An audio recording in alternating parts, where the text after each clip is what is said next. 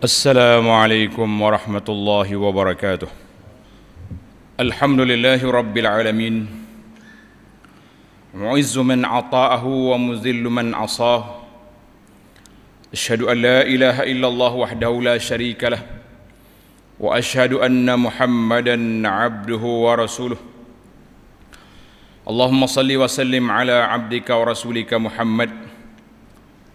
اللهم صل وسلم على نبينا وحبيبنا محمد بن عبد الله وعلى آله وصحبه ومن سار على نهجه واهتدى بهديه واستنى بسنته إلى يوم الدين. أما بعد، فيا عباد الله، أوصيكم ونفسي بتقوى الله عز وجل، فقد فاز من اتقى. Wahai hamba-hamba Allah, saya berpesan kepada diri saya dan para jemaah sekalian supaya sentiasa bertakwa kepada Allah Azza wa Jalla, kerana dengan takwa kita akan dapat keselamatan dan kesejahteraan di dunia dan di akhirat nanti, insya-Allah. Alhamdulillah, kita telah berada di hari terakhir di bulan Muharram tahun 1442. Kita akan sambut kedatangan bulan Safar, iaitulah bulan yang biasa dalam Islam ini, salah satu daripada 12 bulan, Muharram, Safar, dan diikuti dengan Rabiul Awal. Namun begitu, ada sebahagian masyarakat yang peduli dengan bulan-bulan ini, telah meletakkan bulan Safar di luar daripada kedudukannya dengan macam-macam kepercayaan i'tiqad al-batilah, kepercayaan yang karut, perbuatan khurafat di dalam bulan Allah ini. Jadi para jemaah sekalian, insya-Allah dalam khutbah ringkas ini ana akan huraikan cerita sedikit kepada para jemaah.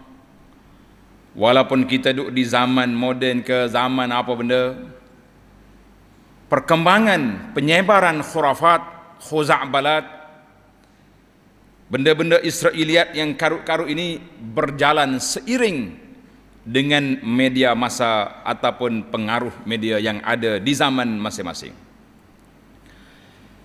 Maka perhatian itu menjadi kewajipan kepada kita para pendakwah memberi peringatan kepada masyarakat perkara-perkara seperti ini, supaya kita mantapkan akidah kita, mantapkan kefahaman kita daripada mempercayai benda-benda yang didengari ataupun yang disebarkan tanpa sandaran yang kukuh daripada syarak, ataupun yang kita bimbang wal-iyazubillah, kita juga menjadi tukang share, penyebar-penyebar benda-benda yang karut, yang sepatutnya dia berhenti setakat itu, tapi kita juga menjadi juru panjang-panjangkan sebagaimana yang telah diarahkan dalam poster. Jangan terhenti setakat anda, sampaikan kepada keluarga walaupun itu cerita palsu. Para jemaah sekalian, Allah SWT telah sebut dalam Quran, a'udzubillahi minasyaitanirrajim, inna iddatash syuhur indallahi 12 syahran fi kitabillah yawma khalaqas samawati wal ard minha arba'atun hurum. Allah beritahu kepada kita, dia telah menciptakan bulan ini 12 bulan. Semenjak hari dijadikan langit dengan bumi sudah ada 12 bulan. Cuma berbeza di antara bulan qamari dengan bulan syamsi. Mana bulan qamari yang kita panggil bulan hijri, bulan syamsi yang kita panggil tahun masihi. Artinya bulan itu telah diciptakan, semuanya makhluk Allah Azza wa Jalla. Maka menjadi tanggungjawab kepada kita para jemaah sekalian mengenali bulan-bulan, hari-hari dan tahun, untuk kita mengenali di manakah tempoh tauqid, hiya mawaqitu linnas, yang menjadi waktu-waktu beribadat kepada manusia. Mari Ramadan ada ibadat khusus puasa. Mari Zulhijjah ada ibadat haji. Dan mari bulan-bulan yang lain ada di sana, di celah-celahnya ada hari Khamis, hari Isnin, hari-hari putih, hari Ashura yang baru je kita lalui dengan berpuasa. Hari Arafah kita juga telah berpuasa. Walaupun tahun ni 1441 tidak ada haji yang dapat kita laksanakan, tapi kita mampu mengerjakan haji dengan hati kita, dengan melakukan ibadat berpuasa. Kita kata Alhamdulillah. Para jemaah sekalian, di antara perkara kewajipan yang besar yang menjadi fardu aini maknanya kewajipan yang wajib setiap orang mengetahuinya. Itu makna fardu aini, setiap orang kena reti, kena tahu, kena pandai, iaitulah ilmu tentang tauhid kepada Allah Azza wa Jalla, ilmu tentang mengesakan Allah Azza wa Jalla. Maka bila kita tauhid, ada lawan dia, iaitulah syirik, wal'iyazubillah. Satu lagi ilmu yang kita wajib pelajari, iaitulah ilmu tentang Rasulullah sallallahu alaihi wasallam yang ditinggalkan kepada kita sunnah baginda sallallahu alaihi wasallam. Maka kalau kita tidak ikut sunnah, kita akan ikut bid'ah dan khurafat serta perkara-perkara yang bercanggah dengannya. Nabi sallallahu alaihi wasallam sebut dalam sebuah hadis, Allah SWT berfirman dalam hadis kursi, firman Allah Ta'ala dalam hadis kursi, Inni khalaqtu ibadi hunafa, aku telah ciptakan hamba aku hunafa, semuanya bersih di atas landasan fitrah, iaitulah mengakui keesaan Allah Azza wa Jalla. Di alam perjanjian kita dengan Allah, alastu bi rabbikum, qalu bala, semua jawab ya. Setelah mereka keluar ke alam dunia, wa innahu atathumus syayatin, mereka telah digoda, diganggu gugat oleh syaitan, fajtalathum an dinihim, sehingga mereka menyimpang daripada ajaran Allah Azza wa Jalla. Ada yang menjadi Hindu, Buddha, Kristian, agama-agama, macam-macam agama atas dunia. Itu permainan syaitan. Hadis ini dikeluar oleh Imam Muslim. Dan juga sabda Nabi sallallahu alaihi wasallam, kullu mauludin yuladu 'alal fitrah, semua kita di atas landasan fitrah, sehinggalah mereka telah diubah oleh pendidikan yang diterima daripada ibu bapa mereka nak jadi agama apa. Maka kita kena faham, di antara perkara-perkara yang menyalahi tauhid ataupun menyalahi sunnah, iaitulah sebahagian dari apa yang dipercayai oleh orang-orang jahiliyah di zaman Nabi sallallahu alaihi wasallam dulu, kemudian diikuti oleh orang-orang yang kemudian daripada mereka, iaitulah tentang bulan Safar. Para jemaah sekalian, kita baru je mengingatkan sejarah hijrah, mengingatkan umat Islam betapa perlunya melakukan perubahan dalam diri masing-masing demi memperoleh kecemerlangan dan kebahagiaan di dunia dan di akhirat. Itu yang kita usahakan. Bagai-bagai ceramah, forum perdana, tulisan-tulisan makalah telah dikeluarkan supaya hijrah kita meninggalkan mungkar dan maksiat, hijrah kita daripada malas ibadat kepada beribadat, hijrah kita daripada tak baik kepada baik. Namun sesuatu yang agak menyedihkan ialah semangat hijrah yang diharapkan berkekalan tidak dapat bertahan lama dalam diri sebahagian daripada umat Islam. Apabila tibanya bulan Safar, terdapat segelintir, kita harap tidak ramai umat yang masih terbelenggu dengan amalan-amalan dan kepercayaan karut serta bid'ah yang diamalkan dalam bulan Safar. Walaupun tidak ketara, tak nampak sangat, tapi ada. Kepercayaan itu masih ada di dalam diri masing-masing, khususnya dalam masalah at-tasya'um, menganggap kesialan, celaka, sial, majal dalam hidup ni macam-macam. Maka terdapat dalam kalangan masyarakat Melayu yang menggunakan kertas atau papan yang ditulis dengan ayat-ayat tertentu dan mandi dengan air yang direndam ayat-ayat berkenaan untuk menolak bala. Dia panggil ya. Jadi bulan ada juga yang dia panggil mandi safar. Tak, macam-macam perkataan. Para jemaah sekalian, bila sebut tentang bulan safar, apa makna safar? Telah dinyatakan bahawa dinamakan bulan safar ekoran daripada kebiasaan orang Arab yang selalu meninggalkan kampung halaman untuk berperang dan mengembara pada bulan tersebut. Bulan Zulqa'dah, Zulhijjah, Muharram. 3 bulan ni nama dia bulan haram, jadi dia tak boleh berperang. Gatal tangan sangat dah ni nak perang ni. Bila mari bulan safar, kosong kampung, pakak pergi perang belaka. Itu satu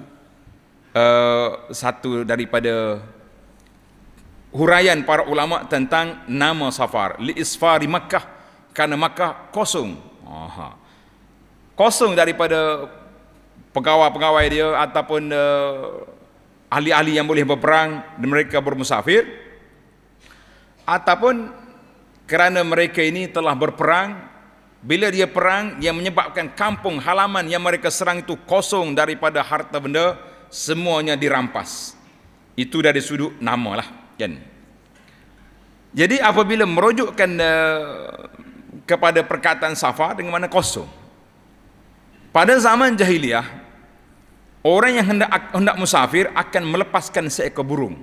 Dia panggil tatayur, mainnya burung. Apabila burung itu terbang ke atas atau ke kanan, maka dia membawa petanda baik.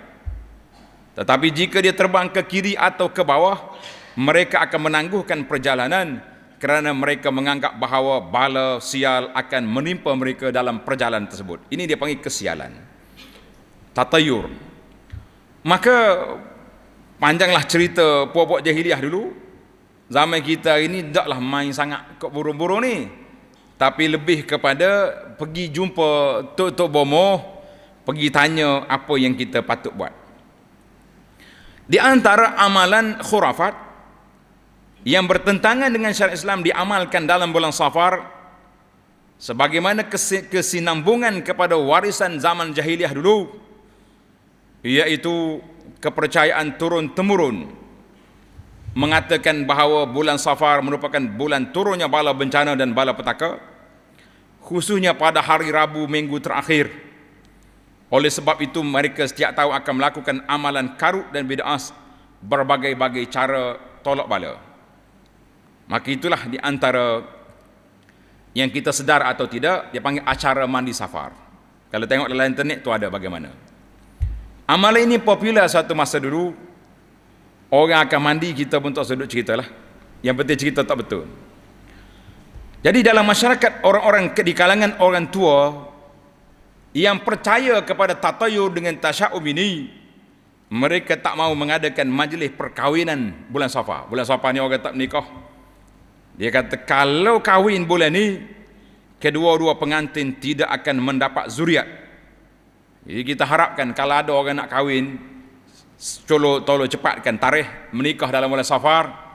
Kita nak tengok insya-Allah amalan tatayur karut ini memang karut, tidak ada perkara yang dianggap sial itu tidak berlaku, insya-Allah. Kalau ada yang kahwin tanda dapat je anak pada tahun hadapan 9 bulan nanti, insya-Allah saya bersedia. Kalau dekatlah, jauh tak pergi, kita pergi majlis tahnik untuk akikahkan anak ini. Kita nak cerita ini anak ini ibu bapa dia kahwin di bulan Safar, tidak ada kesialan yang dibuat oleh anggapan orang-orang lama itu. Banyak. Jadi macam-macam lah. Nak buat rumah tak boleh, nak musafir pun tak boleh. Kita kata ini semua ini amalan-amalan jahiliyah, amalan-amalan khurafat yang karut, yang perlu dihapuskan. Kalau tidak, kita masih lagi terperangkap dengan kepercayaan yang tidak baik. Maka para jemaah sekalian, kita berpeganglah dengan ajaran Islam yang telah diajar oleh Allah, yang telah diajar oleh Nabi sallallahu alaihi wasallam. Kalau kita nak pergi mana-mana, Kalau kita nak buat rumah, kalau kita nak kahwin, kalau kita nak beli kereta ke apa benda, bukan pergi tengok binatang di mana berlakunya peristiwa tersebut, bukan tanya orang tu tanya ni, tetapi sunnah iaitulah kita melakukan salat istikharah. Salat istikharah. Salat istikharah, kemudian kita doa pada Allah Ta'ala, minta petunjuk, bukan pergi tanya tok ayah tu, tok ayah ni. Ana kadang-kadang terfikir juga, kan? Kadang-kadang ni pada musim kahwin ni, tak kira lah bulan siapa ke bulan mana, ada waktunya sampai 5-6 kahwin dalam satu kampung. Esok kosong, tak ada. Paksa kita kena beli nasi di kedai. Patutnya dah cuti sekolah 2 minggu, kita cuba mesyuarat lah.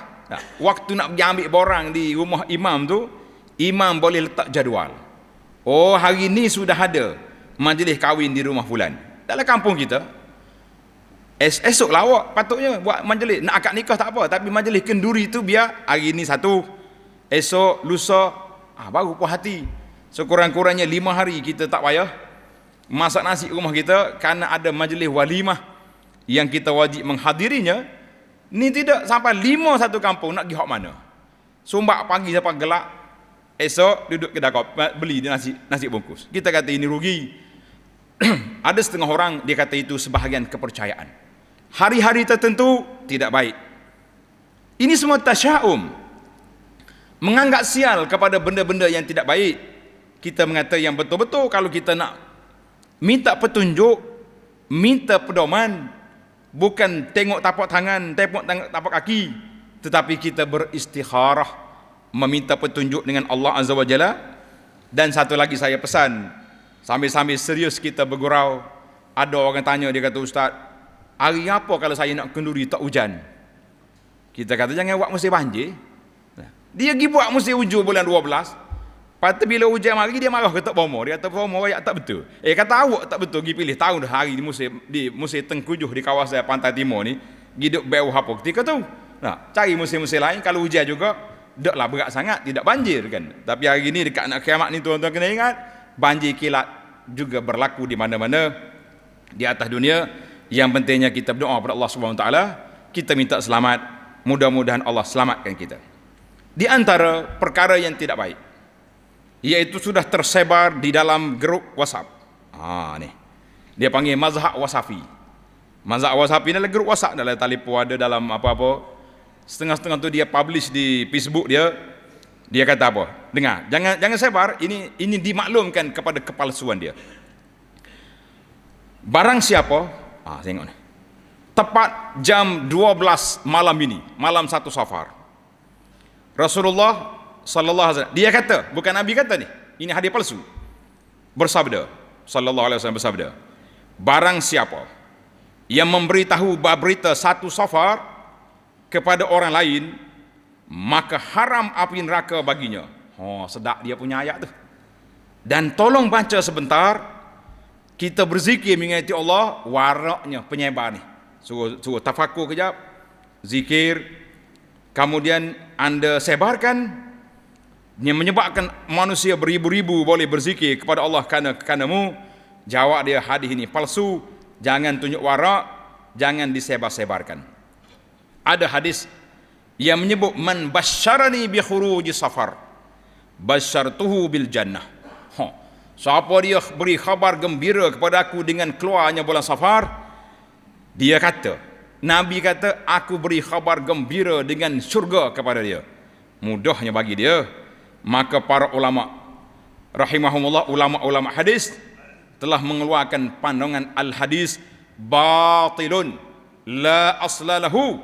Hadis ini batil, tidak ada asal dalam kitab-kitab hadis, bermakna hadis bohong, palsu. Siapa yang menyebarkannya, setelah dia tahu kepalsuannya, maka dia dalam keadaan berbahaya. Sebab Nabi kita sallallahu alaihi wasallam telah memberi amaran, man kadzaba alayya muta'ammidan falyatabawa maq'adahu minan nar. Siapa dia berbohong atas nama aku dengan sengaja, maka orang itu ambillah tempat duduknya dalam neraka, wal iyazubillah. Jadi banyaklah hadis-hadis palsu yang disebarkan. Masalahnya, mula-mula dia sebar bulan Safar, tunggu bulan depan Dia modify poster dia tu, siapa dia memperingatkan bulan Rabiul Awal pula, bulan kelahiran Nabi. Hadis palsu. Mana hadis palsu ni bertali arus. Kalau anda ingat zaman dulu, tahun 80-an ke waktu kita kecil-kecil dulu, nah, dia panggil surat berantai. Agak-agaknya dia kalangan kita ramai ke hok foto stek surat berantai masa tu. Kalau ada istighfar lah. Itu perbuatan mungkar, perbuatan karut. Saya rasa ramai dah kita foto stek ni dak. Sebab dia tulis kat bawah tu, kalau tidak disebarkan, anda dalam bahaya. Sudah. Sama ada rumah terbakar, ular kena ketik di ular, kereta aksiden, harta kena curi, dan berbagai-bagai amaran. Paling kurang foto stek 10 orang disebarkan. Dulu zaman lo ni jangan main, dia main ke SMS, WhatsApp, mazhab WhatsApp je pula. Sebarkan, kita patah habis korang. Kadang-kadang saya terkejut. Hok forward mari kanan tu, orang masjid juga. Bila tanya apa ni atas mari kambo ni? Dia kata ustaz, nak ambil berkat lah, monggo nak ambil pahala ni. Kita kata Masya Allah, boleh jadi orang ni waktu saya mengajar dia tidur, yang menyebabkan dia tak dengar benda tu khurafat dan mungkar. Para jemaah sekalian, inilah pesanan saya sempena dengan kedatangan bulan Safar untuk tahun ini, dan insya-Allah pesanan ini sentiasa diperingatkan. Mudah-mudahan kita tidak lara, kita tidak leka, tidak lalai terjebak dengan perkara-perkara khurafat dan perkara-perkara tasya'um yang diharam, yang dilarang oleh Allah dan Rasulnya sallallahu alaihi wasallam. Terdapat beberapa hadis memperingatkan la udwa wala tiyarata wala hamata. Nabi kata tidak ada penyakit yang berjangkit dengan sendiri, dia berjangkit dengan sebab.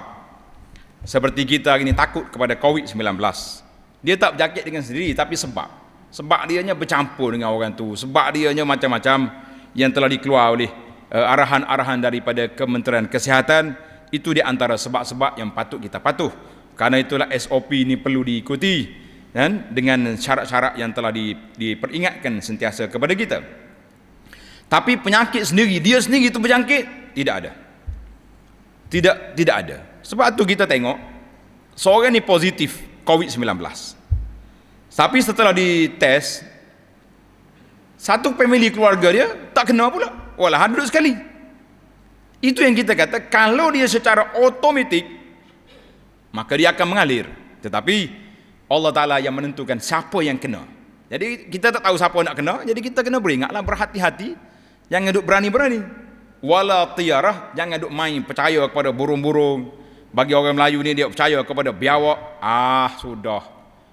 Keluar kereta nak pergi mana, perau bewak lalu depan rumah. Tak lagi dah. Siapa dia? Kata Nabi SAW, siapa dia menghalang program yang dia nak pergi dengan sebab benda-benda tadi, maka dia telah terpercaya kepada at-tiyarah, percaya kepada benda-benda khurafat tadi. Lalu biawak kita, mujur selamat, kata tak ketijak. Habis itu, astagfirullahalazim, jalan.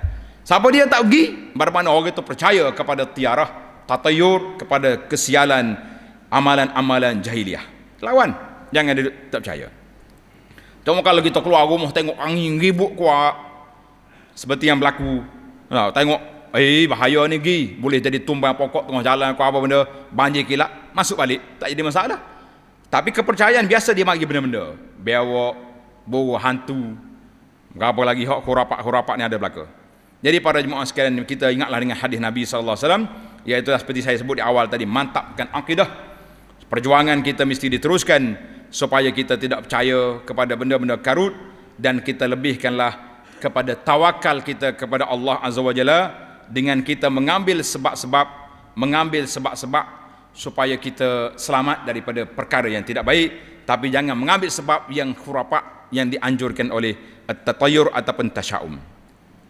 Jadi eloklah di antara doa yang kita baca, kan, berkaitan dengan perkara-perkara macam ni, kita kata Allahumma la khaira illa khairuka, wa la tayra illa tayruka, wa la ilaha ghairuka. Ya Allah, tiada kebaikan melainkan kebaikan yang Engkau berikan kepada kami, ya Allah, dan tiada kesialan kecuali kesialan yang telah Engkau takdirkan kepada kami. Kita bukan percaya burung hantu, tapi kadang-kadang kita ni berikhtiar, mengambil langkah berjaga-jaga, cukup mantap, cukup rapi. Bila kita pergi, tiba-tiba kena musibah. Kita kata itu takdir Allah Azza wa Jalla, tak boleh nak lari dah. Dan kita mantap akidah kita, wala ilaha ghairuka, dan tidak ada Tuhan yang berhak disembah lain daripada Engkau ya Allah. Itulah kemantapan akidah kita, itulah keyakinan kita. Hadis ini dikeluar oleh Imam Ahmad dalam musnadnya. Maka para jemaah sekalian, banyaklah sentiasalah kita berselawat ke atas Nabi sallallahu alaihi wasallam pada hari Jumaat dan hari-hari yang lain, dan juga baca surah Al-Kahfi. Jangan lupa kita selawat banyak, kerana perintah Allah dalam Al-Quran, innallaha wa malaikatahu yusalluna 'alan nabi ya ayyuhallazina amanu sallu 'alaihi wa sallimu taslima.